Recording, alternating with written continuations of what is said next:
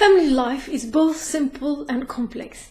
You are responsible in providing financial resources, keeping in good shape, as well as bringing up the kids. It's also important to have fun whilst doing this. When all goes well, we experience bliss. But sometimes life events, difficulties from our own past, illnesses, social pressures, and other influences interfere with the easy flow of a fulfilling life. In this video, I will be focusing why children get disturbed and what you can do about it.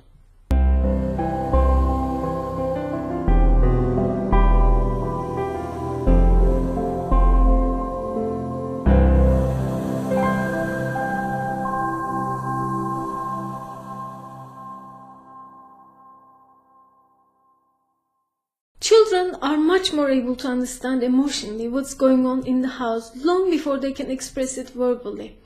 Even though we sometimes attempt to hide our emotions from children, such as anger towards a spouse, grieving over the death of a loved one, or inability to cope as a single parent, children can still sense an adult's distress. In such situations, they react in one of two ways. When they act in a protective way, they pretend they do not feel your pain and attempt to cheer you up. But some children find the insincerity conveyed by their parents' emotions and rebel and thus cause a distraction.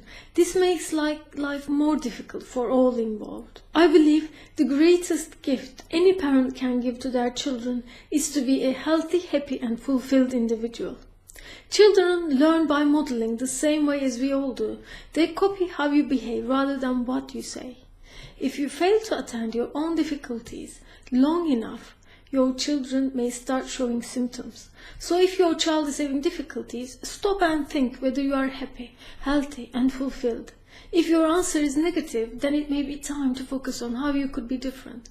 You deserve to be happier, healthier and more fulfilled. The range of difficulties children experience is wide. They may have difficulty moving from one stage to another. Starting school is another stage where intense fears may leave families at a loss. When this happens, a child would experience real anxiety about going to school. Of course, adolescence presents with room for challenges to arise. There are times the young person gets stuck at this stage and cannot move into the young adulthood phase.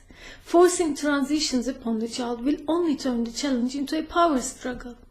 Families need to be able to gently guide their children in the right direction without complicating the situation with labels and value judgments that their kids will carry all their lives with them. Be careful when teasing about sensitive issues. It does not help them and may interfere with their self-esteem and confidence. Many illnesses such as childhood asthma and diabetes have strong psychosomatic components. This means they can be affected by psychological factors. For example, an overprotective mother, parents fighting over who is going to have the custody of their child, or having a bully as a sibling can easily smother an asthmatic child. When small signs of a child's unease go unnoticed, or the family adapts rather than attends to these signs, more serious problems may arise. Attention deficit disorder, obsessive compulsive disorders, anxiety attacks, depression in children, eating disorders, addictions are some common childhood complaints in our high-pressure, mechanized society. Such labels can be overwhelming for parents, and they may even prevent them from getting the help they need. Family therapists are aware of the meaning of these terms, but we do not label people with them. We prefer to describe how each person behaves in relation to other people in their family, school, or workplace. There are other problems that are to do with behavior, such as stealing, lying, defiance, temper tantrums, disobedience, overeating, or hitting other kids. There are methods you can use to tackle such difficulties. However, I urge you to approach any advice with intelligence. The most important ingredient of helping a child to grow into a happy, healthy, and fulfilled individual is their relationship with you as a parent. They need to know that whatever happens, even when you are firm and upset with them, your love for your child remains unchanged. That is called unconditional love. There is this wonderful saying a very good friend of mine shared with me recently. You can only understand something or someone as much as you love. The most important task of our lives is guiding our children towards becoming happy, healthy, and self-actualizing individuals. This task requires you to be open, ready to learn, flexible, able to look at yourself critically, and develop. I encourage you to appreciate the beauty and purity of your children and cherish every minute of your time together. If you are not able to do this, act before it's too late, although it's really never too late, but earlier the better.